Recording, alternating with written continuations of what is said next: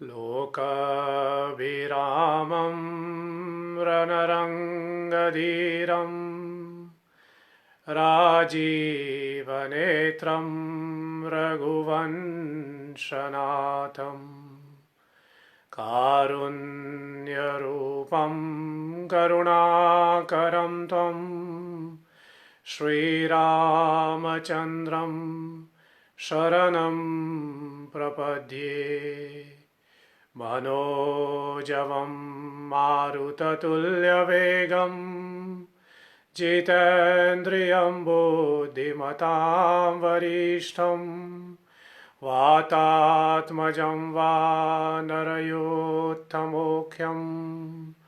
श्रीरामदूतं शरणं प्रपद्ये।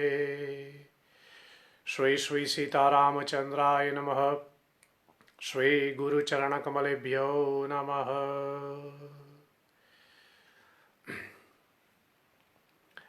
आधुनिकीकरण के सदुपयोग के माध्यम से पुनः इस सत्संग में आप हमारे साथ जुड़े हुए हैं, इसके लिए हम आप सबों का स्वागत करते हैं और आप सबों को धन्यवाद करते हुए आप सबों को नमन, आप सबों को जय श्री हरि।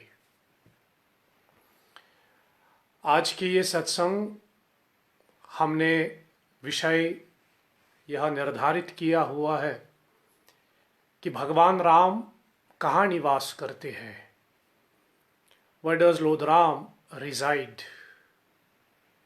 और इसको समझने के लिए अथवा इस प्रश्न का उत्तर पाने के लिए हम आधार बना रहे हैं परम पूज्यपाद कली पावनावतार गोस्वामी तुलसीदास जी की रामचरितमानस को अयोध्या कांड की दोहा नंबर 128। यह प्रसंग या फिर यूँ कहें यह संवाद वाल्मीकि जी का और भगवान राम के बीच का है। जब प्रभु श्री राम ने अपने वनवास आरंभ किया, यात्रा करते करते भगवान राम वाल्मीकि जी के आश्रम पहुंचते हैं और वहां पर वाल्मीकि जी ने भगवान राम की स्वागत की।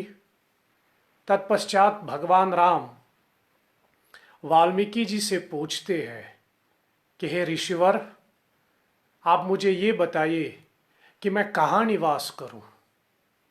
यद्यपि कथा के हिसाब से हम चलें तो गोस्वामी जी की राम कथा के अनुसार रामचंद्र जी यह प्रश्न कर रहे हैं कि वन में कहाँ रहूं, कौन सी जगह पे रहूं।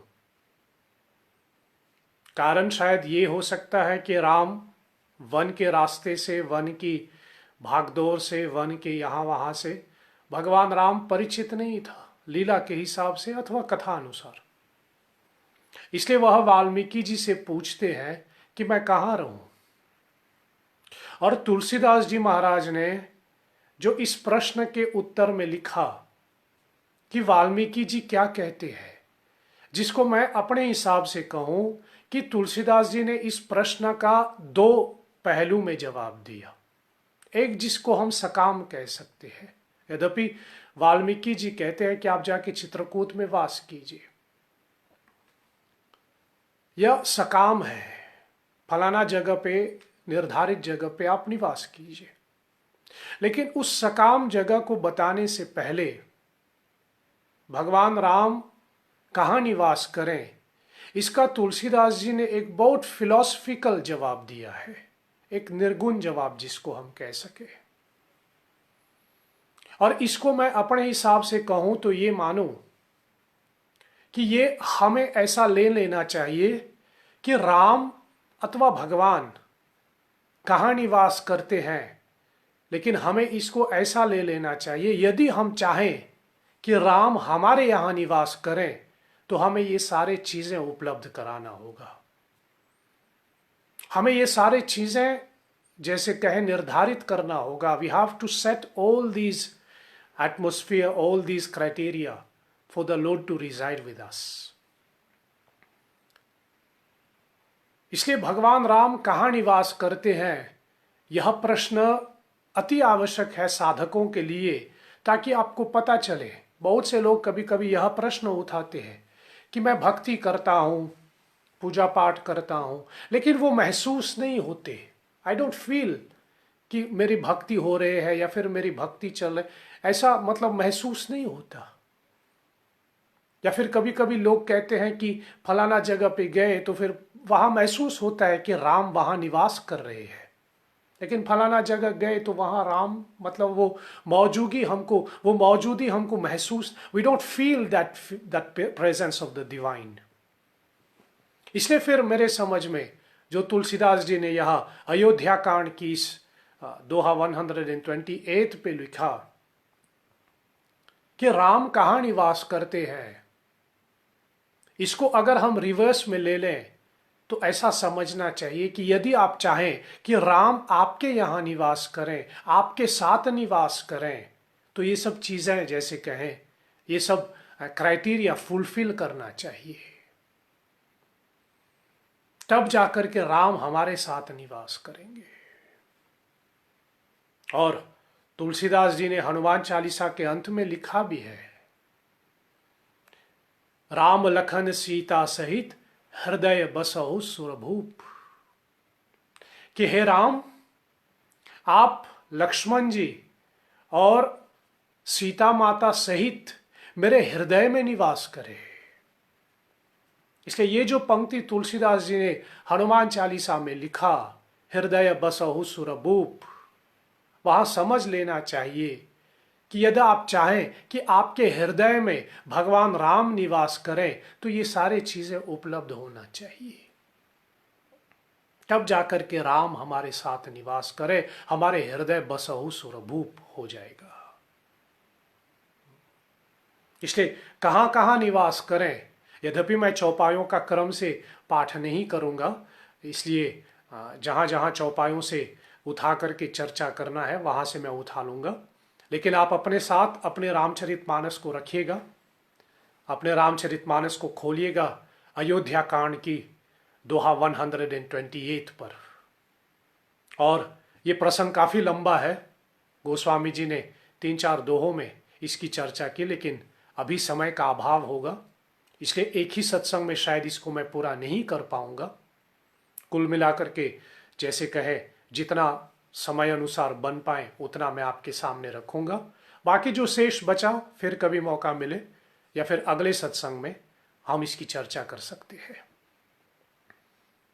सो दोहा 128 अयोध्या कांड में गोस्वामी जी कहते हैं, सुनि मुनि वचन प्रेम रस साणे, सकुचि राम मन महु मुसुकाणे, बाल्मीक हसी कहहि बहोरी, वाणी मधुर अमीय रस बोरी, सुनहु राम अब कहहु निकेता, जहां बसहु सिया लखन समेता। और यहां समझने वाली बात यह भी है, जब वाल्मीकि जी से धर्मावतार भगवान राम पूछते मैं कहां रहूं, तो वाल्मीकि को हंसी आती है। वाल्मीकि जी कहते हैं, ऐसा कौन सी जगह है जहां आप निवास नहीं करते, ऐसा कौन सी जगह है जहां आपका वास नहीं होता, आप तो कण कण में बसे हैं, हर जर्रे में आप मौजूद है। This is what we call omnipresent, God is omnipresent. इसलिए उसको साबित नहीं किया जा सकता, अथवा जरूरत भी नहीं है, वो तो ऑमनी प्रेजेंट है, सब जगह में वही है। इसलिए वाल्मीकि जी पूछते हैं, आप कहां नहीं निवास करते, आप तो सब जगह बसते हैं। इसलिए तुलसी जी कहता है, गोस्वामी जी लिखता है कि वाल्मीकि जी को हंसी आती है कि आप साधारण मनुष्य की भांति मेरे से पूछ रहे, लेकिन फिर भी वाल्मीकि समझ जाते हैं कि मर्यादा पुरुषोत्तम राम लीला कर रहे हैं, और लीला के हिसाब से ऐसा जैसे कहे करना जरूरी है। और वाल्मीकि जी कहता है, जहां बसहूं सिया लखन समेता, मैं आपको वो जगह बताऊं, मैं आपको वो जगह निर्धारित करूं, I will direct you to those places my dear lord where you can reside together with Sita Mata and Lakshman जी। और तुलसीदास जी ने हनुमान चालीसा में भी वही लिखा, राम लखन सीता सहित, हृदय बसो सुरभूप। इसलिए ये जो सब सारी जगह है वाल्मीकि जी बता रहे हैं, वहां राम अकेले निवास नहीं करते, सिया लखन समेता, सीता जी और लक्ष्मण जी को साथ में लेकर के निवास करते हैं।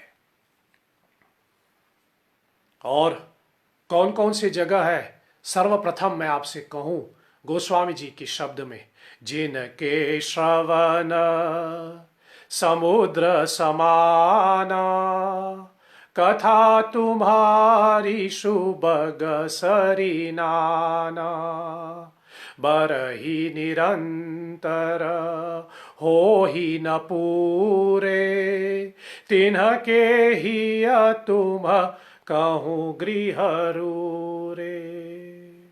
गोस्वामी जी कहता है, जिनके श्रवण समुद्र समाना, श्रवण यानी कान, जिनके कान समुद्र के जैसा है, और समुद्र के जैसे हमारा कान को बताना, गोस्वामी जी 3 चीजें बता रहे हैं। ध्यान देना, समुद्र करवा होते हैं, उसमें मीठा जल नहीं होता। समुद्र में जैसे कहे we have Soaltee water there. इसलिए जो कुछ हम सुनते हैं, जो कुछ हमारे कान तक पहुंचते हैं, वो जैसे कहें करवाहट ही है, सोल्टी ही है, मधुर हो ही नहीं सकते, मधुर हो ही नहीं सकते। इसलिए जो भी कान तक पहुंचते हैं, चाहे आपकी निंदा हो चाहे आपकी प्रशंसा हो, वो सोल्टी ही है, मधुर नहीं है। मधुर तो केवल जैसे तुलसीदास जी कहते, कथा तुम्हारी सुबग सरी नाना, मधु केवल जैसे कहे मीठा केवल नदी होता है। इसलिए तुलसी कहता है, जिनके कान समुद्र है, और उस समुद्र रूपी कान के लिए आपकी कथा नदी के जैसा है। कान को समुद्र बताना, एक तो खारापन मैंने आपको बताया, दूसरी बात यह है कि समुद्र में पानी होता ही रहता है, कभी पानी सूखेगा नहीं उसका। सरिता में, नदी में कभी जैसे कहे पानी सूख जाए, लेकिन समुद्र में पानी कभी नहीं सूखेगा। इसलिए सुनना हम कभी बंद नहीं कर सकते। बाकी इंद्रियों को देख लीजिए, चाहे तो आप अपनी आंख बंद कर लीजिए, चाहे तो आप अपनी मुंह बंद कर लीजिए, चाहे तो आप अपनी नाक बंद कर लीजिए, लेकिन कान कैसे बंद कर सकते हो? कान बंद करोगे तब भी सुनाई देगा। कुछ लोग कहे कि कान को ऐसा कर ले तो वो बंद हो जाता है, वो बंद नहीं होता, तब भी सुनाई देता। कान बंद करने का हमारे हिंदी में मुहावरा के हिसाब से हम यूज करते हैं, we use that as a proverb, कि अपने कान बंद कर लेना, मतलब उसकी बातों पे ध्यान मत देना। लेकिन फिजिकली जैसे कहे, लिटरली जैसे कहे, you can not close the years, ये तो बंद नहीं हो सकता। इसलिए लिखने वाले अपने भाव से लिखते हैं, अपने भाव से समझने का प्रयास करो। लिखने वाले कितना सही लिख रहे हैं। कुछ तो लोग कहेंगे, फिर आगे की पंक्ति क्या है, लोगों का काम है कहना। इसलिए सुनते रहोगे आप। एक तो लोगों का काम ही है कहना, और सुनना हमारी प्रतिक्रिया है। बचपन से लेकर के जब तक शरीर में जान रहेगा तब तक आप सुनते रहेंगे, इसको बंद नहीं कर पाओगे कभी। इसलिए हमारे कान को समुद्र कहा है कि उसमें पानी कभी खत्म नहीं होगा, कभी समाप्त नहीं होगा। और तीसरी बात, जो हमारे कान को समुद्र की तरह तुलसीदास जी ने तुलना की, इसका ये अर्थ मैं निकालूं, आप सभी जानते हैं, मेरे से भली सहमत होंगे, you will agree with me, कि आप समुद्र में जो भी फेंकते हो, जो भी डालते हो समुद्र में, उसके बाद क्या होता है, समुद्र उसको वापस कर देता है, वो रखते नहीं है। आप कुछ भी फेंक दो समुद्र में, कुछ समय बाद वो उसको लेकर के वापस किनारे पे छोड़ देता है। उसी प्रकार जो भी कान में आता है ना, उसको कान में ले लो, लेकिन समय पे बाहर निकाल लो, उसको किनारे तक वापस भेज दो, उसको पास में रखना नहीं। जब सुनी हुई बातें को हम अपने पास में रखते, मतलब कान से सुनी हुई बातें को हम अपने पास में रखते हैं, तो वो मुसीबत पैदा करते हैं। अब आप कहेंगे मेरे से कि हम तो कथा सुनते हैं, कथा की बातें सुन करके उसको कान में रखते हैं, फिर वापस तो नहीं कर सकते। वापस नहीं, क्या वापस करें? बिल्कुल वापस करें। श्रवणम के बाद कीर्तनम, तुलसी लिखते भी है। कथा सुनो, लेकिन कथा सुनने के पश्चात उसको किसी तक पहुंचाओ। इसलिए मैं बार बार कहता हूं, कोई ना मिले ना तो अकेले में बैठ करके अपने आप को कथा सुनाते रहना। लेकिन सुनना और सुनाना दोनों जरूरी है। सुनना और सुनाना दोनों जरूरी है। इसे कथा सुनो और समय पा करके किसी को सुनाओ। बेकार की बातें करने से तो अच्छा है कि थोड़ी राम की कथा सुना लेना। और गोस्वामी जी कहता है, राम वहां निवास करते हैं जो जिनके कान में हमेशा राम कथा चलता रहता है, या फिर यूं कहे, जिनके कान में, या फिर वो कान जो राम कथा सुनते हैं, आप उस व्यक्ति के हृदय में जाके निवास करे। तिनके हृदय तिनके ही तुम कहो गृह रूरे। इसलिए यदि कभी कथा नहीं सुनोगे तो राम आपके हृदय में नहीं वास करेंगे। अगर आप चाहते हैं कि राम हमारे हृदय में वास करें, if you wish that lord Ram reside in your heart, the first thing is you should listen to Hari katha. कथा नहीं सुनोगे तो राम निवास नहीं करेगा। वाल्मीकि जी का कथन है। कभी कभी लोग कहते मेरे मन में राम बसते हैं, मन में है राम, लेकिन कभी कथा सुनते नहीं तो राम कैसे है हो गया। इसलिए कथा सुनना ये एक तरीका है जिससे हम राम से, जैसे कहे भगवान से ये प्रार्थना करें कि आप मेरे हृदय में निवास करें। इसलिए पहला, जिनके श्रवण समुद्र समाना कथा तुम्हारी सुभग सरिनाना। दूसरा गोस्वामी जी कहता है, लोचन चातक जिन करी राखे रह ही दरस जल धर अभिलाषे। गोस्वामी जी कहता है, वो आंखें, वो नेत्र जिनके नेत्र सदैव आपका दर्शन करता है, वो नेत्र सदैव जो आपका दर्शन करता है, निदर ही सरित सिंधु सर भारी रूप बिंदु जल हो ही सुखारी तिनके हृदय सदन सुखदायक बसहु बंधु सिय सह रघुनायक। तुलसीदास जी कहते हैं कि वाल्मीकि भगवान राम से कह रहे हैं कि हे प्रभु, जो आंखें आपके दर्शन करते हैं, जिन आंखों के लिए हमेशा आपकी दर्शन की लालसा होती है, वो आंखें जो हमेशा आपकी दर्शनों की लालायित रहता है, that those eyes who always yearn to see you, to have darshan of you, आप ऐसे व्यक्ति के हृदय में निवास करें। इसलिए अति आवश्यक है कि रोज भगवान का हम दर्शन करें, रोज हम परमात्मा का दर्शन करें। और थोड़ा संक्षेप में मैं कहूं अभी, व्हाट डज दैट मीन कि भगवान का दर्शन करें? व्हाट डज दैट मीन कि आप परमात्मा का दर्शन करें? थोड़ा समझने के लिए मैं आपको सीधा सा उदाहरण देता हूं। जैसे आप फिल्म देखते हैं, सीरियल देखते हैं। जब आप फिल्म देख रहे हैं, सीरियल देख रहे हैं, टीवी देख रहे हैं जैसे कहे, तो उस समय क्या करते हो? केवल देखते हो। उस समय यदि आप सीरियल देख रहे हैं, फिल्म देख रहे हैं, कोई आपसे बातचीत करे तो आप उनको चुप करा देते हैं, मैं देख रहा हूं अभी टीवी, बाद में बात करें। और जब आप टीवी देखते हो तो सिर्फ टीवी देखते हो। यदि आप साथ में कुछ और क्रिया करते हैं, कुछ खा रहे हैं, तो या तो आपके ध्यान खाने पे होगा या तो टीवी पे होगा, दोनों को साथ में नहीं कर पाओगे। इसलिए जब टीवी देखते हो तो केवल टीवी देखते हो, बाकी कोई क्रिया करते नहीं। उसी प्रकार दर्शन का मतलब होता है केवल भगवान को निहारना, उसको केवल देखना, और कोई क्रिया नहीं, ना कोई मंत्र का उच्चारण, ना कोई फरमाइश की लिस्ट रख दे सामने।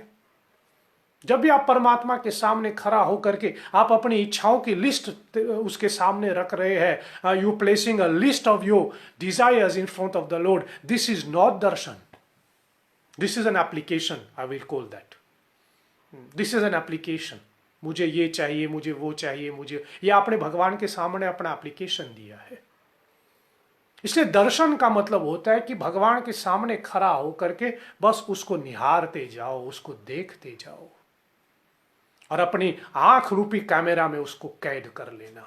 मैंने पहले निवेदन किया हुआ है, जो व्यास गद्दी से जुड़ा हुआ है मेरा, आप जानते हैं, मैं हमेशा कहता हूं, मेरा ऐसा मानना है, मैं किसी के ऊपर आलोचना ना करूं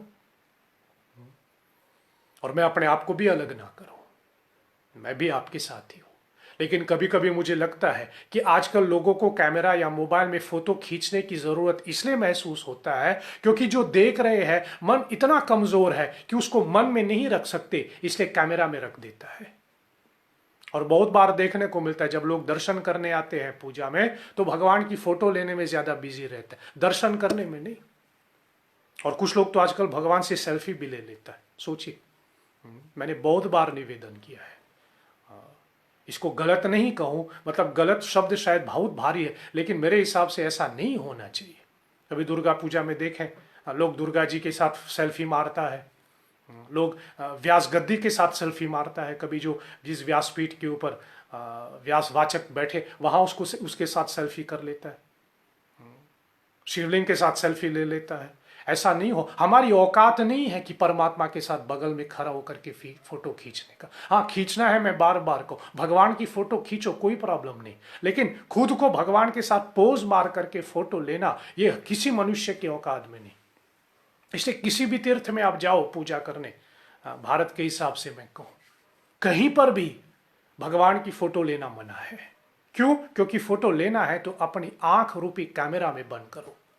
परमात्मा ने ऑलरेडी हमको कैमरा दिया है अपनी आंखों में, हमें हमारी आंखें में जो लेंस होते हैं ना उसको लेंस ही बोलते हैं, प्यूपिल शायद मेरे ख्याल से बोलते हैं, मैं गलती करा तो माफ कर दे।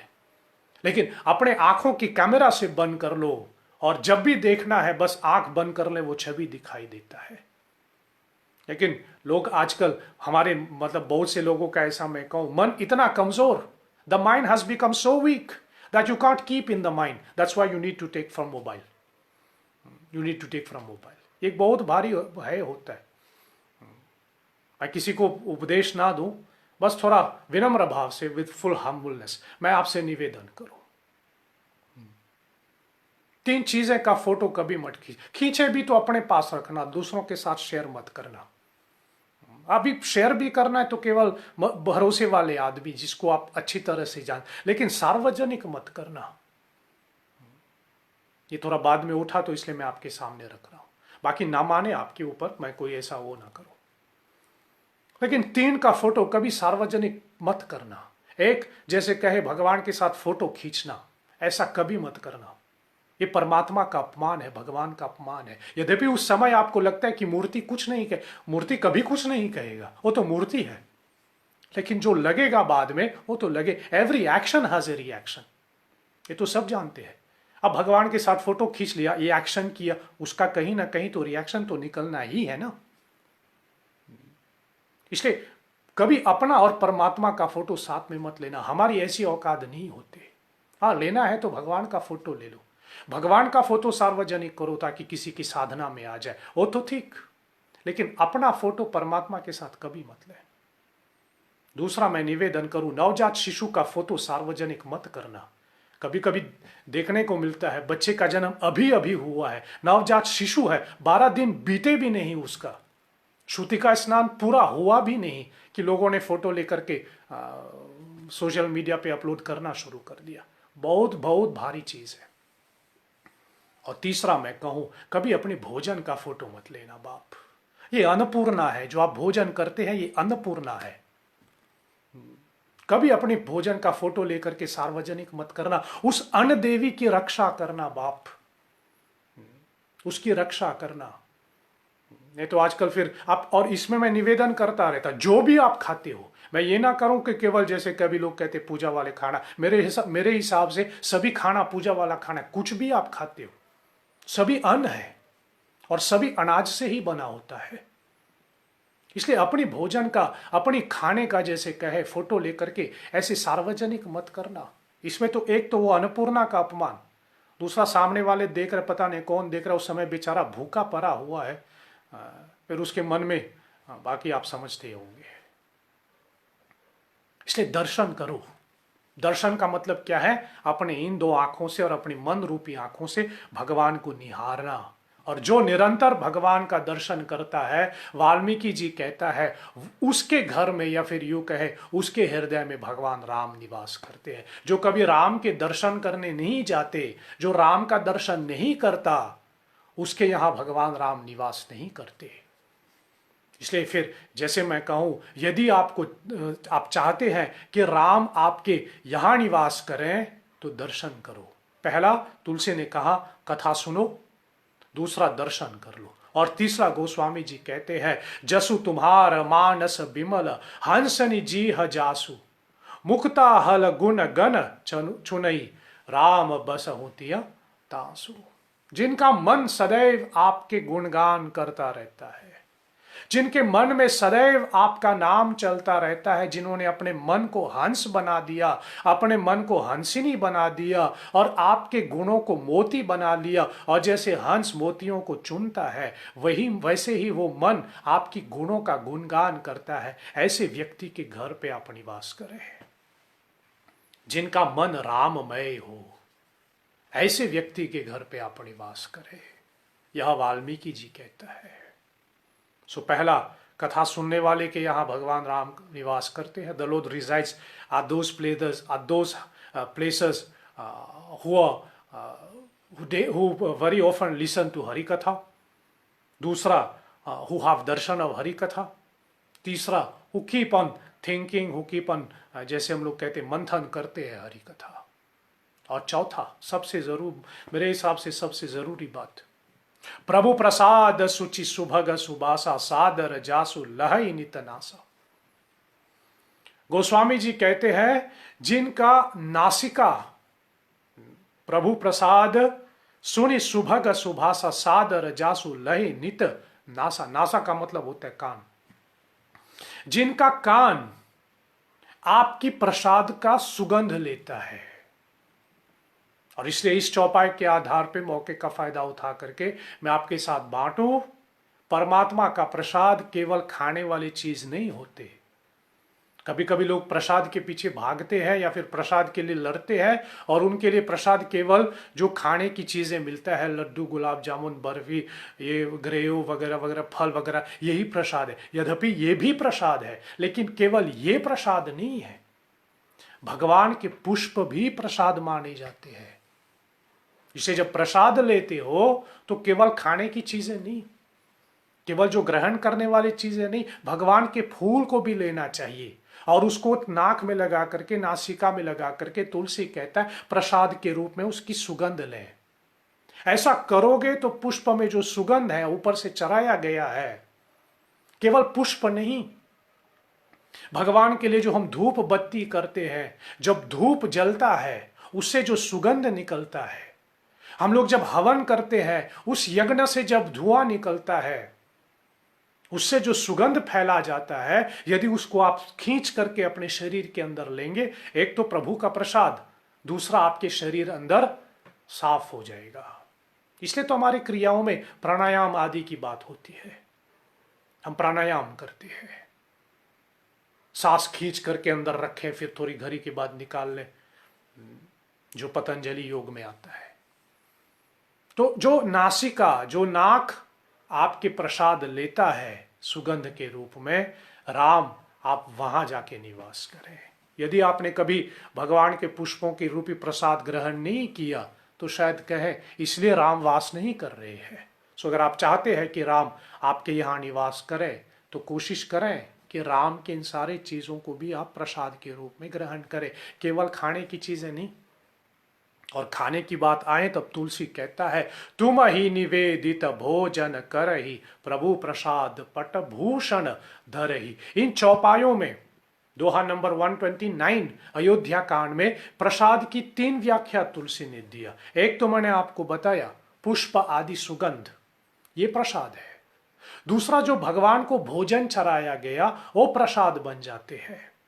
और तीसरा, प्रभु प्रसाद पट भूषण धरहि, जो भगवान को वस्त्र आदि चढ़ाया गया वो भी प्रसाद बन जाते हैं। इसलिए यहां प्रसाद की 3 व्याख्या है। एक, पान फूल आदि जो सुगंध होते हैं, दूसरा जो वस्त्र आभूषण चढ़ाया जाता है, और तीसरा जो नैवेद्य, जो भोग चढ़ाया जाता है, ये तीनों प्रसाद हो जाता है।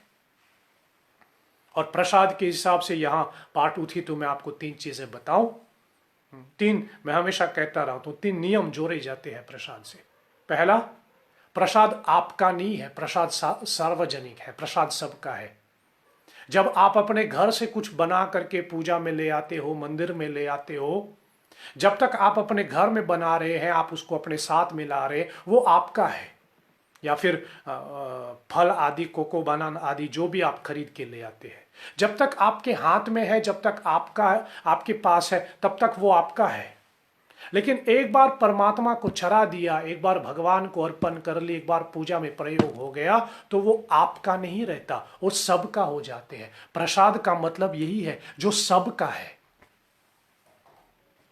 इसलिए प्रसाद केवल आपका नहीं, प्रसाद सबका है।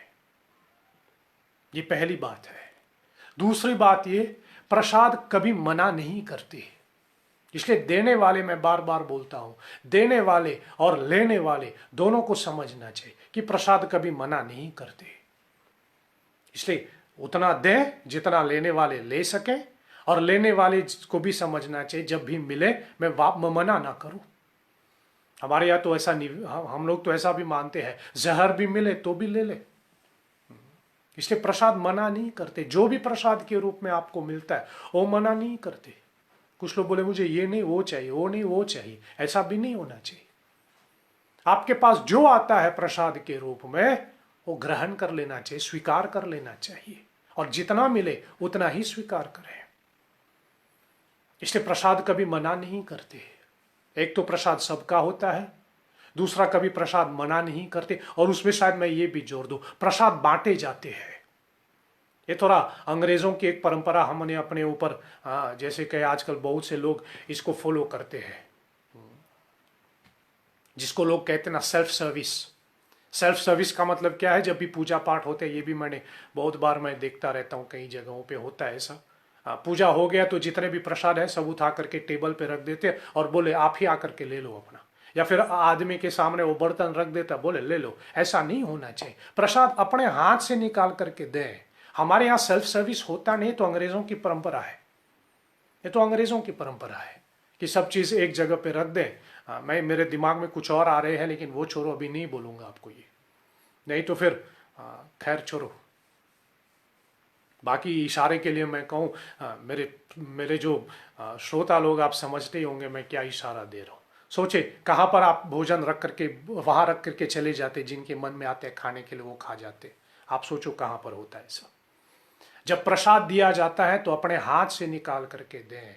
और निवेदन करूं तो शायद ये सिख धर्म का भी बहुत पक्का नियम है, जितना इतने उंगली में आते, जो 5 उंगली को हम ऐसे करते हैं ना कवल करके, वैसे भी ये का तो प्रयोग होता भी नहीं है। जितना हम जितने में ये जितने आते हैं उतना ही देते हैं। गुरुद्वारा में जाएं तो हलवा जितना इतना आते तो इतना ही देगा। इसलिए प्रसाद कम भी दिया जाता है। ऐसा भी मैं ना कहूं कि कम दें, जिनके सामने वाले को अगर ज्यादा चाहिए तो दे भी दे, कोई मना ना करे। लेकिन प्रसाद जो है बांटे जाते हैं, अपने हाथ से निकाल करके, ना कि वो रखें फिर बोले सब अपना हाथ डाले उसमें, ऐसा नहीं होता। और तीसरा फिर मैं कहूं, प्रसाद जो है थोड़े में ही खुश हो जाए। प्रसाद पेट भरने के लिए नहीं होता। प्रसाद पेट भरने के लिए नहीं होता, वो तो पेट को पवित्र करने के लिए होता है, उदर को पवित्र करने के लिए होता है। इसलिए थोड़ा ही मिल जाए तो वो पवित्र कर देता है। बाकी ज्यादा मिले तो ऐसा भी मैं ना कहूं कि ग्रहण ना करें, तो करें, लेकिन कभी कभी इसके लिए लड़ाई मत करना कि मुझे कम ही मिला है। प्रसाद तो कम ही मिलता है, इसी को तो प्रसाद कहते हैं। हम लोग तो बोली भाषा में बोलते भी, जब कोई चीज कम मिला ना तो हम कहते ये तो प्रसाद के रूप में मिला, क्योंकि कम मिला। सो जो प्रसाद ग्रहण करता है उसके घर पे आप निवास करें। सो यदि आप भोजन करते समय भगवान को चराए बिना खाते हैं, तब तो शायद ऐसा कहना पड़े कि राम निवास ना करें। इसलिए यदि आप चाहते हैं कि भगवान आपके घर पे निवास करें, अगर आप चाहते हैं कि परमात्मा आपके घर में रहें, जैसे कहे if you wish the Lord to reside in your house, before you eat और before you whatever you do, offer it to God first. पहले भगवान को अर्पण कर लें। और इसके साथ मैं कभी कभी ये भी जोड़ देता हूं, चलिए आपको चराने का विधि नहीं आता, कोई बात नहीं, लेकिन फॉर अ बिगिनिंग, इनिशियली जैसे हम कहें, जब आपके सामने थाली आ जाते हैं खाने के लिए, तो उसको हाथ जोड़ करके पहले तब भोजन करें। कुछ भी आप खाएं, मैं फिर से निवेदन करता हूं, जो मेरे से जुड़ा हुआ है आप जानते, मैं बार बार कहता, कुछ भी आप खाएं, कुछ भी का मतलब मेरा कुछ भी इनिशियली उसको प्रणाम करो फिर खाओ। फिर जो उल्टा सीधा खाने की आदत रखते हैं ना, प्रणाम करो फिर खाओ, फिर देखिए धीरे धीरे वो खाने की इच्छा खत्म हो जाएगा, वो इच्छाएं ही मन से निकल जाएगा, फिर वो खाने की इच्छा नहीं होगा। फिर धीरे धीरे आपके मन खुद कहेगा कैसे मुर्दे को प्रणाम कर रहे हो, फिर आप उसको छोड़ देगा, ऐसा स्वाभाविक छोड़ देगा।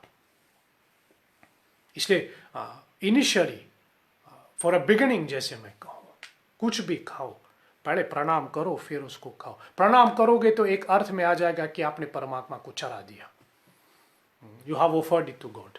लेकिन जिनको क्रिया आता है पूरा, आप भगवान को अर्पण करके फिर प्रसाद के हिसाब से खाएं, तो राम आपके घर में निवास करे।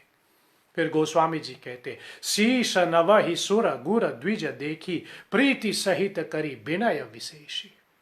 जिनका सर हमेशा गुरु देवता और ब्राह्मणों के सामने झुके, ऐसे व्यक्ति के घर पे आप निवास करें, ऐसे व्यक्ति के घर पे आप निवास करें। जिनका सर हमेशा गुरुजनों भगवान के सामने, जिनका सर हमेशा झुकता रहता है। इसलिए मैं बार बार निवेदन करता हूं, भगवान के दर्शन करने जाते हो, परमात्मा के सामने जाते हो, तो नीचे झुक करके षष्टांगन या अष्टांगम प्रणाम जैसे आपसे बन पाए, लेकिन कम से कम इतना करो। और मैं बार बार निवेदन करता हूं, हमारा सर और धरती माँ ये छूना चाहिए। नहीं तो फिर आजकल एक बीमारी लग गया लोगों को, पूजा करने जाते झुकेगा नहीं, बस हाथ ऐसे करके फिर अपना सर वहां नहीं ले जाएगा, वहां छू करके अपने सर पे ले आएगा। देखो आदमी कभी कभी कितने आलस हो जाते, वो वहां नहीं जाएगा भगवान के चरणों में, हाँ बस वहां छू लिया फिर अपने सर पे डाल दिया, हो गया प्रणाम। ऐसा प्रणाम नहीं होता। प्रणाम का मतलब होता है कि आपका सर और जैसे कहे भगवान के चरण या फिर धरती माँ पे छूना। ये जो मस्तिष्क है यहाँ जिसपे हम चंदन लगाते हैं, एक तरह से हम लोग कहते हैं भगवान की चरण धूलि को चंदन बनाओ। श्री गुरु चरण सरोज रज, रज का मतलब होता है धूलि। और चरण धूलि को कैसे करें? जब हम अपना सर जमीन पे रख देता है प्रणाम करते समय, जिसको भोजपुरी में लोग कहते हैं यहाँ गोर लागते समय, तो वो जो वहां जो धूल है वो ऐसे माथे पे आ जाते हैं, वही भगवान का चंदन माने जाते हैं। इसलिए जब भी भगवान के सामने जाते हो, भगवान की मूर्ति के सामने जाते हो, गुरु के सामने जाते हो, किसी के भी सामने जाते हो, तो मस्तक जो है, गोस्वामी जी ने शब्द लगाया, शीश नव ही सुर गुरु द्विज देखी। और देखी, देखी का मतलब जैसे देखा, जैसे गुरु देख लिया, जैसे भगवान का मूर्ति देख लिया, आप बस अपना सर नवा लो। हिंदी में कहते हैं अपना माथा टेक लो या फिर अपना सर नवा लेना। भोजपुरी में जैसे लोग कहते हैं गोर लागो। जो ऐसा करता है राम उनके यहाँ निवास करते हैं। फिर गोस्वामी जी कहते हैं, कर नित कर ही राम पद पूजा, राम भरोसे हृदय नहीं दूजा। शब्द कितना पक्का है तुलसीदास जी का। अयोध्या कांड की ये दोहा 129। जिनका हाथ हमेशा राम की चरणों की सेवा करते हैं, पूजा करते हैं। कर नित कर ही राम पद पूजा, जो राम की चरणों की पूजा करते हैं और जिनके हृदय में राम के सिवा दूसरा का कोई भरोसा नहीं, राम भरोसे हृदय नहीं दूजा। शब्द भी सही है, नहीं दूजा। या तो आप राम को मानते हो या नहीं मानते हो। राम को मानते समय दूसरी चीजें को भी मानना ऐसा नहीं होता कि मैं ये भी मानता और वो भी मानता हूं, ऐसा तो कदापि नहीं हो सकता। राम का मतलब मेरा यहां राम, राम माने परब्रह्म। अब आप दुर्गा को मानते हो, शिव को मानते हो, विष्णु को मानते हो, हनुमान को जो भी आप माने, मेरे लिए सब राम है। मैं सबके लिए राम ही बोल रहा हूं। अब ये ना कहें कि राम मतलब सिर्फ राम, राम मतलब परब्रह्म सच्चिदानंद दिनेशा। आप जिस किसी को भी मानते हो केवल उसको मानो। Try to see that one in everything, in every other aspect. बहुत भगवान होते नहीं है। बाकी भगवान, कभी कभी लोग कहते ये मैं राम जी को चाह, बाकी भगवान मेरे पास फूल नहीं, बाकी भगवान कौन है? हाँ, ये तो हमारे लिए कभी रूप अलग अलग हो जाता है। सत्य एक बहुधा वदंती, सत्य एक है, रूप अनेक, लेकिन सत्य तो एक ही है। इसलिए जो केवल राम का भरोसा करता है उसके हृदय में निवास करो, उसके घर पे निवास करो, और जिनका हाथ राम के चरणों की पूजा करते हैं। अब राम के चरणों की पूजा करने का मतलब क्या है? बस 3 चीजें मैं आपको बोलूं। रोज एक पुष्प चढ़ा देना, हो सके तो थोड़ा सा जल, एक गिलास में या जो भी है, थोड़ा सा जल, जिसको गीता में कृष्ण ने कहा पत्रम पुष्पम फलम तोयम। बस यही चढ़ानी, यही पूजा है। बाकी लंबा चौड़ा नहीं करना है, लंबा चौड़ा नहीं करना है। करना है तो बस यही करना है, पत्रम पुष्पम फलम तोयम। पत्र मतलब पत्ता। अब तुलसी के पत्ता मिले तो मिले, ना मिले तो कोई बात नहीं, लेकिन तुलसी के पत्ता तो बहुत उपलब्ध है। पत्रम पुष्पम, थोड़ा सा एक फूल चढ़ा देना, फल मतलब एक फल चढ़ा देना। और आजकल आप कहें कि फल नहीं मिले तो ड्राई फ्रूट्स भी होता है, जैसे रेज़ें, बादाम, किशमिश, काजू वगैरह वगैरह। पत्रम पुष्पम फलम तोयम, तोयम यानी थोड़ा सा जल। बस ये 4 चीजें चढ़ा देना, यही हो गया पूजा। लंबा चौड़ा नहीं करना है, चढ़ाना है तो बस यही चढ़ाना है, जो अपने हाथ से। और तुलसी ने लिखा है कर नित कर ही राम पद पूजा, जो अपने हाथ से करता है। और अपने हाथ से मतलब आप फूल लेकर के अपने हाथ से चढ़ाओ, फल लेकर के अपने हाथ से चढ़ाओ। इसलिए ऐसा करने पर राम आपके घर में निवास करते हैं, राम आपके यहां रहते हैं। फिर तुलसीदास जी कहते हैं चरण राम तीरथ चली जाही, राम बस हो तिन्ह के मन माही। जिनके चरण, जिनके पैर आपके तीर्थ के लिए जाता है, जो तीर्थ यात्रा करते हैं। इसलिए मैं निवेदन बार बार करता रहता हूँ, कम से कम सबको, यद्यपि मुझे हिंदू बोलना अच्छा नहीं लगता, लेकिन फिर भी कभी कभी समझने के लिए या समझाने के लिए मैं कहूँ, यदि अपने आप को हिंदू मानते हो या फिर अपने आप को सनातनिस्ट मानते हो तो कम से कम इतना कोशिश कर लेना चाहिए, या फिर कम से कम मन में एक संकल्प होना चाहिए, एक शिव संकल्प होना चाहिए कि जिंदगी में कम से कम एक बार मैं तीर्थ यात्रा करके आऊं। अब तीर्थ यात्रा में आप कहीं भी जाएं, हरिद्वार जाएं कि काशी जाएं कि कहीं भी जाएं, आप कहीं भी हो, लेकिन एक तीर्थ यात्रा जीवन में कम से कम एक बार, मैं जैसे कहता रहता हूं, एक बार गंगा जी में डुबकी लगाना ही चाहिए सबको, हर हरि को मानने वाले।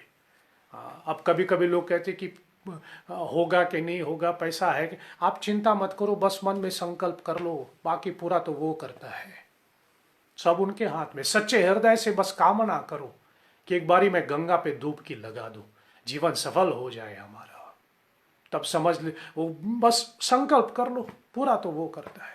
लेकिन जैसे मैं कभी कभी कहता हूँ, कुछ कुछ लोगों को तो ज़रूरत ही महसूस नहीं होता कि एक बारी मुझे गंगा में नहाना चाहिए, कुछ कुछ लोगों को इसकी ज़रूरत ही महसूस नहीं होता। कलिकाल के प्रभाव में मैंने पहले भी कहा है, 4 जगहों पे मैं कलयुग का प्रभाव देखता हूँ, उनमें से 2 मैं हमेशा बोलता रहता हूँ। एक तो ये, आजकल लोगों को ज़रूरत ही महसूस नहीं होता कि मेरा एक गुरु होना चाहिए।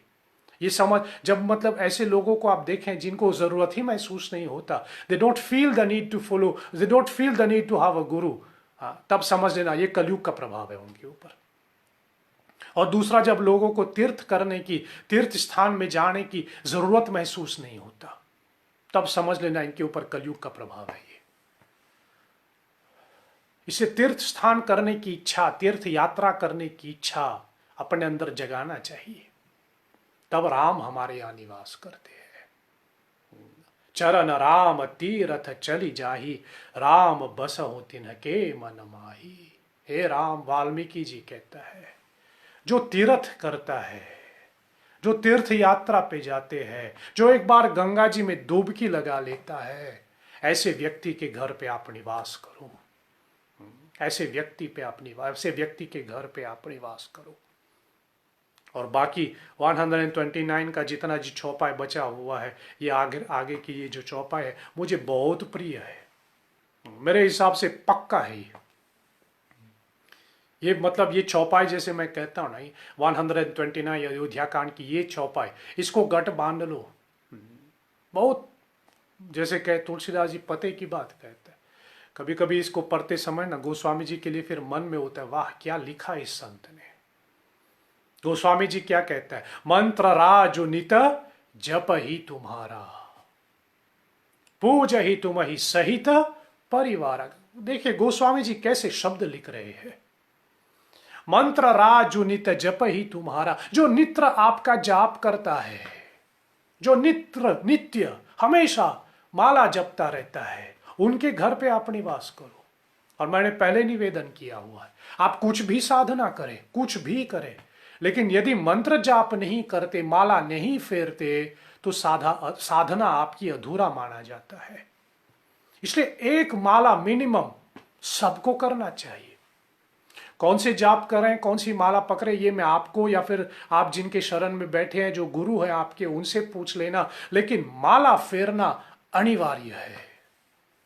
इसके बिना साधना अधूरा है, इसके बिना साधना अधूरा है। और इसको मैं कभी कभी ये उदाहरण देता हूं कि जैसे व्यक्ति या फिर कोई बच्चे पढ़ाई करने के लिए स्कूल जाते हैं, साल भर वो पढ़ाई करते हैं, साल भर वो स्कूल जाते हैं, अपना सब होमवर्क करते हैं, अपना ट्यूशन लेता है, कोचिंग लेता है, सब कुछ करता है, बस अंतिम में वो परीक्षा में नहीं बैठता, तो बेकार से गया साल। उसी प्रकार आप सब कुछ करें, जो भी आप साधना करते हैं, कुछ भी आप करें, लेकिन यदि माला नहीं फेरते तब तो अधूरा माना जाता है। इसलिए मंत्र जाप अनिवार्य है सबके लिए। मंत्र राजु नित जप ही तुम्हारा, जो नित्य मंत्र जाप करता है, हे राम आप उसके घर पे निवास करें। और मंत्र जाप के ऊपर मैंने बहुत पहले भी बोला हुआ है, इसलिए मंत्र जाप सबको करना चाहिए। और सबसे आसान है, यदि किसी को करना भी है, सबसे आसान है, बस एक माला पकड़ के राम राम राम राम बोलो, 5 मिनट भी नहीं लगता करने में। और पूजा भी करें, कैसे? गोस्वामी जी कहते पूजा ही तुम्हारा सहित परिवारा। ये मेरे शब्द नहीं, आप जाके चेक कर लीजिए, मानस की अयोध्या कांड की दोहा 129 पे तुलसी ने लिखा है। यद्यपि आपको मेरे पे भरोसा है, इतना मुझे पता है, लेकिन फिर भी मैं आपसे कहूं, ये मेरा शब्द नहीं है, ये तो तुलसीदास जी के शब्द है। और तुलसीदास जी भी कैसे लिख रहे हैं? ये तो वाल्मीकि जी कह रहे हैं राम से, ये तो वाल्मीकि जी कह रहे हैं राम से कि पूजा भी करें, पूजा ही तुम ही सहित परिवार, पूरे परिवार सहित होना चाहिए। और जैसे मैंने आपको अभी बताया, आप कुछ भी साधना करें, यदि मंत्र जाप नहीं करते तो वो साधना अधूरा माना जाता है। उसी प्रकार मैं आपसे ये भी कहूं, यदि पूरे परिवार सहित आप पूजा नहीं करते तो वो पूजा अधूरा माना जाता है। इसलिए पूरे परिवार सहित पूजा करें। मंदिर जाते हो तो कोशिश करें कि पूरे परिवार सहित जाएं। घर में पूजा करते हो, यद्यपि रोज नहीं हो सके तो ठीक, मैं मानूं, लेकिन कोशिश तो कर लें, कम से कम सप्ताह में 1 बार, महीने में 1 बार पूरे परिवार बैठ करके साथ में पूजा करें। और तुलसी ने शब्द भी स्पर्श लिखा हुआ है, पूजा ही तुम ही सहित परिवार। जब सब परिवार सहित पूजा करते हैं तब समझ लेना राम वहां निवास करते हैं, तब राम वहां रहते हैं, यद्यपि नहीं। इसलिए सहित परिवार के साथ पूरे परिवार मिल करके पूजा करें, पति पत्नी माता पिता बच्चे सब जितने भी हैं घर में, सब सहित मिल करके भगवान की पूजा करें तो राम निवास करते हैं। और फिर गोस्वामी जी कहते तर्पण होम करहि विधि नाना। जिनके घर में तर्पण होता है, जिनके घर में होम होता है, होम मतलब हवन होता है, उसके घर पे आप निवास करें। तर्पण का मतलब क्या है? यद्यपि तर्पण का मतलब होता है कि हम लोग पितृपक्ष के समय या जो भी है अपने पितरों के नाम से हम तर्पण करते हैं, यद्यपि यही तर्पण है। लेकिन तर्पण का एक अर्थ में ये भी निकालो, जो अपने पूर्वजों को ना भूले, जो अपने बाप दादा को ना भूले। इसलिए अपने पूर्वजों को समय समय पे याद करते रहना चाहिए। यद्यपि हम उनकी पूजा नहीं करते, हम उनको याद करते हैं। इसे जो पितृपक्ष के समय आते हैं या कभी उनके मृत्यु का दिन आ जाते हैं, बरसी जिसको हम कहें, ध्यान देना, जब तक आदमी जिंदा है तो हम उसके बर्थडे मनाते हैं। जब तक आप जिंदा है तो हर साल आप अपने बर्थडे मनाते। लेकिन फिर उसके बाद जब आपके निधन हो जाते, आपकी मृत्यु हो जाते, तो हर साल आपकी बरसी या फिर जिसको मैं कहता हूं डेथ डे मनाना चाहिए ना। कैसे सिर्फ बर्थडे मना लेती हो? इसलिए हर साल आपके पिता के जिस दिन देहांत हुआ, हर साल आपकी माँ के जिस दिन देहांत हुआ, उस दिन थोड़ा अपने पितरों को याद कर ले। और पितृपक्ष के समय तो करना ही है, इसलिए तर्पण करें। तर्पण का मतलब होता है थोड़ा पितरों के नाम से जल दे। जिसके घर में पितरों के लिए तर्पण होता है उसके घर में राम निवास करते हैं। और जिसके घर पे हवन होता है, होम कर ही विधि नाना, जिसके घर पे समय समय पे होम होता है, हवन होता है, वहां पर राम निवास करते हैं। कभी कभी हमारे गुरुदेव कहा करते हैं कि जब हम लोग यज्ञ करते हैं उससे जो धुआं निकलता है वो धुआं नहीं है, वो रास्ता है कि परमात्मा को बोले यहां आ जाओ। इससे जो धुआं निकलता है वो परमात्मा को आपके घर खींच लेता है। विप्र जेवाई देहि बहु दाना, जो विप्र को, ब्राह्मणों को, साधुओं को दान देते हैं, जो नित्य दान करते रहते हैं, ऐसे व्यक्ति के घर पे आप निवास करो। इसलिए दान की भी एक बहुत अच्छी क्रिया होती है। समय समय पे दान कर लेना चाहिए। आपके जन्मदिन पर, कोई विशेष तिथि हो, शादी की सालगिरह हो, या कुछ भी, कोई भी बहाना आप ढूंढे, जैसे हमें कहता रहता हूं, कुछ दान करें, कुछ अपने घर से निकाल करके दान कर लें। साधु मिले तो साधु को दे दे, नहीं तो फिर जैसे मैंने उस रोज भी कहा था सत्संग में, किसी को ना मिले तो आप चिड़ियाओं को खाना खिलाएं, थोड़ा कुत्ते को खाना खिलाएं। और खाना खिलाने का मतलब मेरा नहीं कि जो बचा कुचा, नहीं, बना करके आप बनाओ कि मैं ये चिड़ियाओं के लिए बना रहा हूं, बना करके जाके बाहर चिड़ियाओं को खिलाओ, बना करके बोले जाके मैं कुत्ता को खिलाओ, क्योंकि और कोई खिलाने वाला नहीं मिल रहे हमको।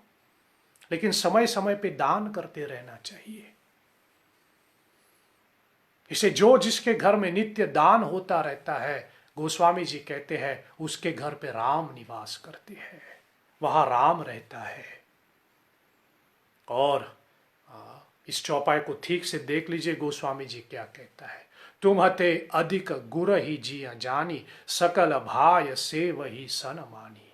जो आपसे ज्यादा गुरु को मानते हैं, इसे भगवान की भक्ति बाद में होते हैं, पहले गुरु की भक्ति करना चाहिए। पहले गुरु भक्ति करना सीखें, तब राम की भक्ति हो जाएगा। इसलिए गुरु भक्ति होना जरूरी है। इसलिए जब हम लोग पूजा करते हैं तो पहले हम गुरु को पूजते हैं, फिर उसके बाद ऊपर जाते हैं। इसलिए पहले गुरु भक्ति होना चाहिए। और यहां तुलसीदास जी कहते हैं, तुम हते अधिक गुरहीन जी अजानी, जो आपसे ज्यादा अपने गुरु को मानते हैं। और यहां तुलसीदास जी पक्षपात्र में नहीं है कि गुरु के पक्ष में ज्यादा हो राम, नहीं। लेकिन कहने का मतलब है, इस चौपाई के ऊपर बार बार मैं कहता हूं, सदगुरु कबीर साहब की शब्द याद आ जाते हैं। गुरु गोविंद खरे राह में कागू लागे पाए, बलिहारी गुरु चरणों में जो गोविंद दियो बताए। यदि गुरु है ही नहीं तो गोविंद कौन बताएगा। इसलिए अगर गोविंद का पता नहीं, ईश्वर का पता नहीं, तो कारण यही है कि गुरु है ही नहीं। यदि गुरु होता तो गोविंद का पता तो वही बताता है जो गोविंद दियो बताए। गोविंद का पता तो वही बताते हैं। इसलिए तुलसी कहता है, जो तुम हते अधिक गुरु ही जिया जानी, जो आपसे ज्यादा अपने गुरु को मानते हैं, जिनका अखंड विश्वास है गुरु के ऊपर, उसके घर पे आप निवास करें। जिनका अखंड विश्वास है गुरु के श्री चरणों में, उसके घर पे आप निवास करें। इसलिए यदि राम की आप चाहते हैं राम आपके यहां निवास करे, तो गुरु पे निष्ठा रखो, गुरु पे विश्वास रखे। गुरु पे विश्वास रखोगे तो ही राम निवास कर लेगा। और सकल भाय से वही सन्मानी, जो पूरे सम्मान के साथ गुरु की सेवा करते हैं, सर्व भाव के साथ। और यहां पर मैं केवल गुरु की नहीं, अपितु मैं सेवा पे ध्यान दूं। हाँ, सेवा पे आपकी मन आकर्षित कर लो। जो निरंतर सेवा करता रहता है उनके घर पे राम निवास करते हैं। इसलिए यदि आप चाहे कि राम आपके यहां निवास करे तो सेवा भावना अपनाए। सेवा भाव जिसको मैं कहता हूं, सेवा भाव अपनाए, दूसरों की सेवा में लग जाए, दूसरों की सेवा में लग जाए। सबु करी मांग हो एक फलु, राम चरण रति हो ही, तिनके मन मंदिर बसऊं सिया रघुनंदन दो। और सेवा करते समय जैसे कहे, बस एक ही फल मांगे, सब करी मांग ही एक ही फल। जो लंबी लिस्ट भगवान के सामने रख देता है, मुझे ये चाहिए, वो चाहिए, वो चाहिए, वो चाहिए, मुझे ये दे दो, मुझे वो दे। कभी कभी लोग आते हैं केवल अपने लिए ना, अपने दूसरों, मेरे पति को ये दे दे, मेरे बच्चे को ये दे दे, मेरे बहू को वो दे दे, मेरे जमाई को वो दे दे, पूरा लिस्ट भगवान के सामने रख देता है। ऐसा नहीं होना चाहिए। परमात्मा के सामने खड़ा हो तो मांगहु एक ही फल। जैसे गोस्वामी जी ने पहले भी लिखा है, भगवान शंकर की वाणी, वार वार वर मांगहु, केवल एक ही वर और कोई वर नहीं, केवल एक ही वरदान, एक ही आशीर्वाद भगवान से मांगे। कौन सा? राम चरण रति हो, बार बार वर मांगहु, हर्षु देहु श्रीरंग, पद सरोज अणपायनी, भक्ति सदा सतसंग। केवल भगवान से राम चरण मांगे, केवल भगवान से केवल सत्संग मांगे। जैसे तुलसीदास जी मानस के अंत में लिखता है, वो सम दीन दीन हित तुम समान रघुवीर, अस विचारी रघुवंश मणि, हरहु विषम भवभीर, काम ही नारी पियारी जिमि, लोभ ही प्रिय जिमि दाम। अंत में क्या मांगे? तिमि रघुनाथ निरंतर प्रिय लागहु मोहि राम। निरंतर मुझे राम प्रिय लगे, निरंतर मैं राम की सेवा करूं, निरंतर मैं राम के चरणों में बैठूं, बस यही वरदान मांगना है। लंबा चौड़ा लिस्ट नहीं।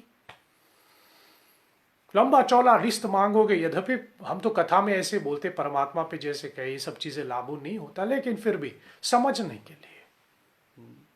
जैसे कभी कभी, ये तो यद्यपि यहाँ बहुत कम होता है, लेकिन कभी कभी जो भारत की यात्रा करते हैं आप जानते होंगे, जब गाड़ी में जाते हैं तो सिग्नल पे गाड़ी रुकता है तो वहाँ बच्चे लोग कभी भीख मांगने आ जाते। चलो पहली तो आपने दे दिया, फिर आगे गाड़ी गया तो फिर दूसरे सिग्नल पे आप देखे कि भिखारी आ रहे, तो क्या कर लोगे? शीशा ऊपर कर लोगे ताकि वो भीख मांगे तो आप तक ना पहुंचे, आप शीशा ऊपर कर लेंगे। उसी प्रकार सोचो, यदि बार बार भगवान से मांगते रहोगे तो क्या होगा? वो भी शीशा ऊपर ही कर लेगा। इसलिए बार बार ज्यादा वरदान नहीं मांगना। मांगना तो केवल एक ही वरदान मांगो, एक अफलु राम चरण रति होई, तिनके मन मंदिर बसहूं, सिया रघुनंदन दो। गोस्वामी जी कहता है, जो केवल आपकी जैसे कहे भक्ति मांगते रहते हैं, हे राम आप सीता जी के साथ, लक्ष्मण जी को साथ लिए, ऐसे व्यक्ति के हृदय में, ऐसे व्यक्ति के मन में, ऐसे व्यक्ति के घर पे आप निवास करें। यद्यपि जैसे मैंने कहा, और भी ये चौपाई आगे बढ़ते हैं, तुलसीदास जी और बताते हैं कि राम कहाँ कहाँ निवास करते हैं। फिर कभी मौका मिले तो इसको हम थोड़ा और आगे बढ़ाएं। लेकिन कभी कभी जैसे मैं कहूँ, ये जो 10 या 11 क्रियाएं, जो 10-11 जगह जो तुलसीदास जी ने वर्णन किया, यही अगर हम करने की कोशिश करें तो राम हमारे यहाँ निवास कर सकते हैं। सो अयोध्या कांड की दोहा 128, 129 वैसे भी आगे है। मैं आपसे निवेदन करूं, समय मिले, आजकल तो समय ही है, तो समय मिले तो आगे की चौपाई का आप लोग थोड़ा पढ़ लेना। आजकल तो ट्रांसलेशन भी मिल जाते हैं, आप लोग थोड़ा पढ़ लेना। फिर जैसे कहे समझ आएगा, जान जाएगा कि राम कहाँ कहाँ निवास करते हैं, और उसके हिसाब से फिर पता चलेगा कि आपके घर में राम निवास कर रहे हैं कि नहीं कर रहे। यदि ये सब क्रिया कर रहे हो तो यद्यपि राम तो निवास करेगा ही, लेकिन अगर ये सब क्रियाएं फुलफिल नहीं कर रहे हो तो देन वी कैन। सो फिर आप आगे की चौपाई कभी पढ़ लेना, मुझे कभी मौका मिले तो मैं आगे की चौपाई की भी व्याख्या आपके सामने रखूंगा कि राम कहाँ कहाँ निवास करते हैं। चलिए आज की सत्संग को मैं विराम दूं। आपने इतने समय तक मेरे साथ जुड़े हुए हैं, इसके लिए आपको कोटि कोटि धन्यवाद। बस 2 सूचना आपको देना है, वैसे 3 सूचना वैसे जैसे कहे। पहली सूचना तो ये है कि अगले सत्संग मैं फ्राइडे को करूँगा। कल थर्सडे है, फिर उसके बाद फ्राइडे, और फ्राइडे वाला सत्संग बराबर भागवत गीता के आधार पर होगा। भागवत गीता के 1-2 श्लोकों का हम थोड़ी चर्चा करेंगे। ये फ्राइडे होगा 15 मई को।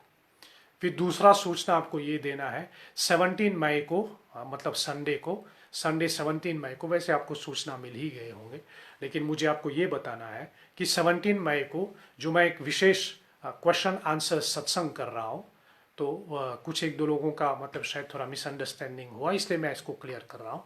आपको जो भी प्रश्न पूछना है कृपया करके आप मुझे पहले से ही भेज दीजिए। ऐसे लाइव में मैं आपके प्रश्न नहीं ले पाऊंगा, क्योंकि एक तो बहुत से लोग प्रश्न भेजेंगे तो फिर सबको जवाब देने का समय नहीं मिलेगा। दूसरा, फिर यहाँ से लेकर के फिर आपको अभी जब ये भी थोड़ा मुश्किल हो जाएगा मेरे लिए। इसलिए मैं आपसे निवेदन करूं, आपका जो भी प्रश्न है, यदि आप चाहें कि इसका मैं थोड़ा जवाब दूं या फिर आपको थोड़ा जवाब की ज़रूरत है, तो प्लीज़ आप मुझे अपना प्रश्न पहले से ही भेज दीजिए। Try to send me the questions before Sunday, तब मैं आप इस सत्संग के माध्यम से ही ऐसे आपके प्रश्न पढ़ करके आपको उसका जवाब दे दूंगा।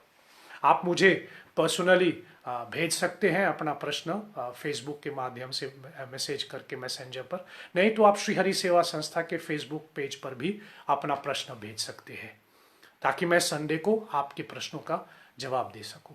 तो सत्संग है क्वेश्चन आंसर सत्संग, और लाइव का मतलब है कि मैं लाइव, लेकिन लाइव मैं क्वेश्चन लूंगा ऐसा नहीं, क्योंकि वो मेरे लिए थोड़ा मुश्किल हो जाएगा।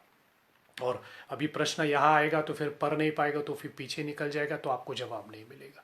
और बाकी एक दो लोगों ने अपना प्रश्न ऑलरेडी भेजना शुरू कर दिया, आपको भी मैं धन्यवाद कहूँ, और आपको भी मैं कहूँ संडे को आपको उत्तर देने का मैं पूरा प्रयास करूँगा।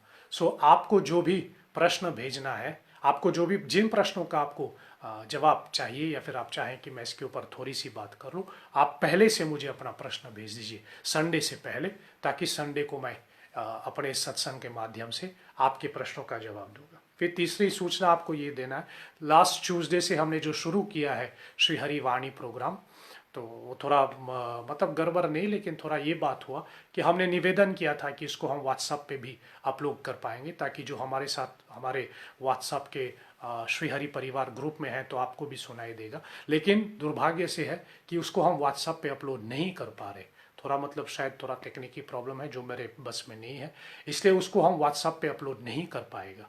इसलिए फिर ये श्री हरि वाणी प्रोग्राम आप सिर्फ श्री हरि सेवा संस्था के फेसबुक पेज के माध्यम से सुन सकेगा, व्हाट्सएप पे नहीं आएगा।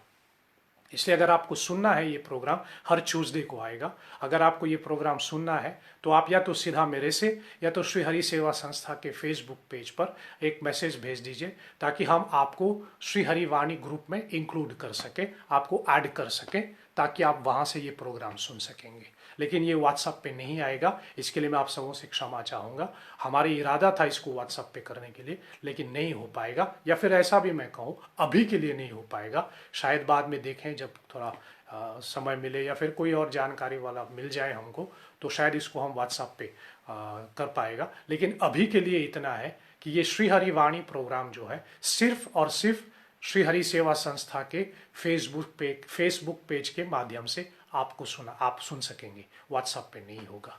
सो इसलिए जो प्रोग्राम में भी बताया है हमने कि व्हाट्सएप का नंबर दिया, अभी के लिए उस पर आप चाहें तो कोई ऐसा मैसेज मत भेजिए, नहीं तो फिर वहाँ हम आपको नहीं दे पाएगा। ये प्रोग्राम आप सिर्फ फेसबुक के माध्यम सुन सकेगा, और आपको सुनना है तो या तो मुझसे ही कहें, या तो फिर श्री हरि सेवा संस्था में आप मैसेज भेज दीजिए, फिर वहाँ पर आप लोग आपका नाम जो है उस ग्रुप में ऐड कर लेगा, तब आपको ये प्रोग्राम सुनाई देगा।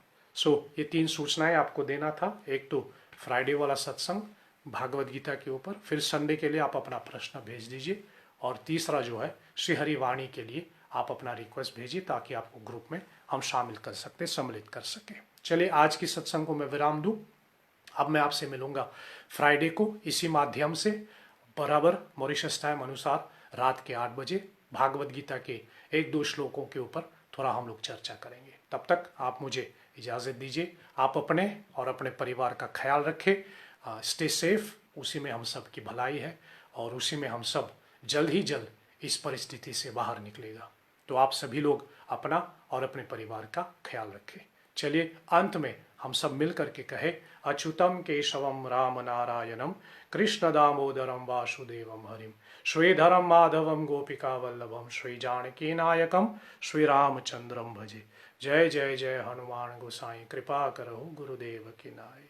ओम सत्यम शिवम सुंदरम, ओम शांति शांति शांति। ओम श्री श्री सीतारामचंद्र अर्पणमस्तु। नमः पार्वती पते, हर हर हर महादेव। पुनः आप समूह का बहुत बहुत धन्यवाद।